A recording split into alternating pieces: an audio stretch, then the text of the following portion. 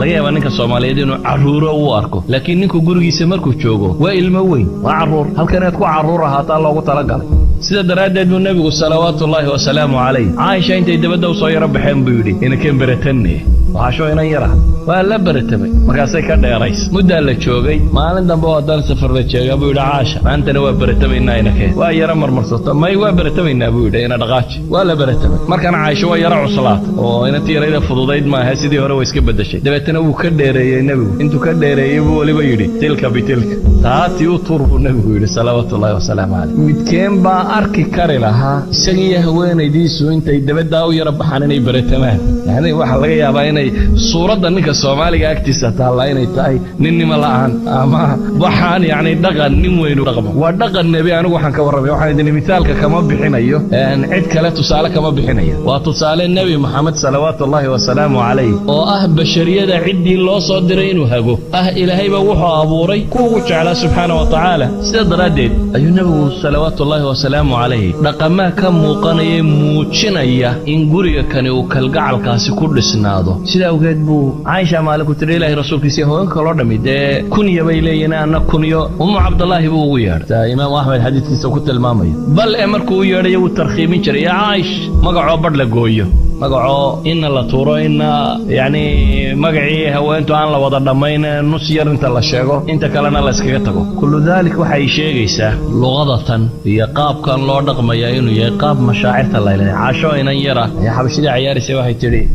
mar rabtaa buu nabigu yiri qoladan ciyaaraysa ina daawato haabay ku tiri inta nabigu isu taago dhinaciisay xaga dambeynta iska soo taagtay ayaan dhabanka u saaray bay leedahay oo maanta ma ka daashay markuu yiraahdaba may baan yiraahdaa anigoo rabay dadku inuu ogaado bay leedahay halka nabiga ka joogo ciyaarna ma rabin waxaan rabay bay leedahay soo nabigu igu jajaban yahay aan agtiisa qiimaha ugu leeyahay in ay dadka kale ogaadaan ama dumar kale inay ogaadaan waxay tilmaamaysaa qadaayaadkani ruuxil marax in ay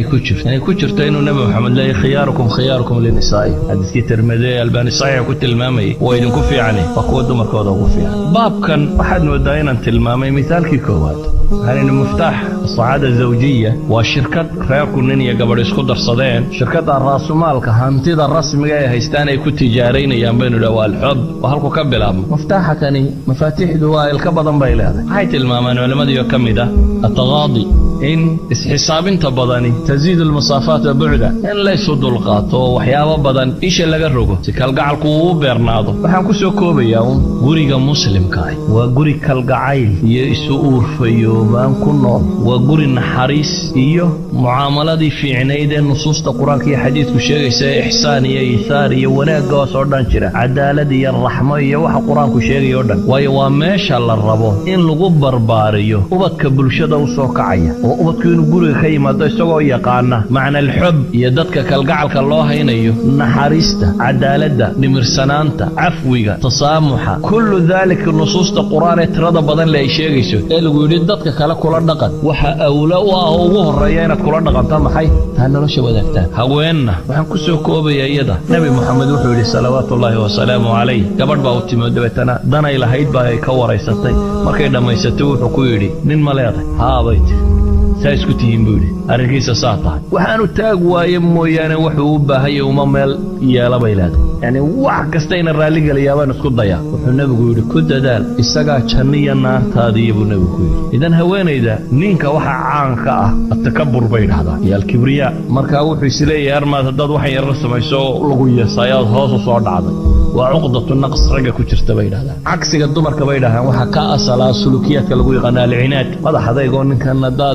dabasani badan uu ka arko uu ku guumaysanaya aad wax iska dhicisid laakiin guriga dhabtahay waa gurigan labada midna ool ninkuna markuu guriga joogo isla weyniyo dhan uu ilaabay haweentuna markay gurigeeda joogto taacad dhamaanteed ay la timi ay haweenta waxa laga rabay xadku nabi Muhammad tilmaamay salawaatullaahi wa salaamu alayhi Muaad ibn Jabal markuu Shaam iyo Meelaan ka yimay uu arkay qolo boobabkood culimmadoodii wadaadadoodii u sujuudaysay uu nabiga yidhi adnaanu kuu sujuudno oo isku dayey wuxuu nabigu ku yidhi salawaatu waxaanad samaynaysaa waa maxaa qisadii buu u sheegay nabigu wuxuu yidhi haddaan bashar uun fari lahaa inuu bashar u sujuudo bini aadamuun haddaan odhan lahaa bini aadam sujuuddu waa maxay sujuuddu waa meesha muujisa inaad ogoshahay ilaahay inaad addoonkiisii tahay waa waxa muujiya jidhkaaga halka ugu qaalisan ee ugu sarraysay aad haysataa waa wejigaaga aad soo nadiifisay ka dhalaalisay markaad halkaad cagaha ku haysay saarta macnaheedu waa maxay waa ilaah waa isu kaa dhiibay waxaan ogolay inaan addoonkaagii ahay waa calaama lilistislaam waxaa la yidhi haddii bashar uun la odhan lahaa bashar adna madaxa dhulka u dhig haweenkaa la odhan lahaa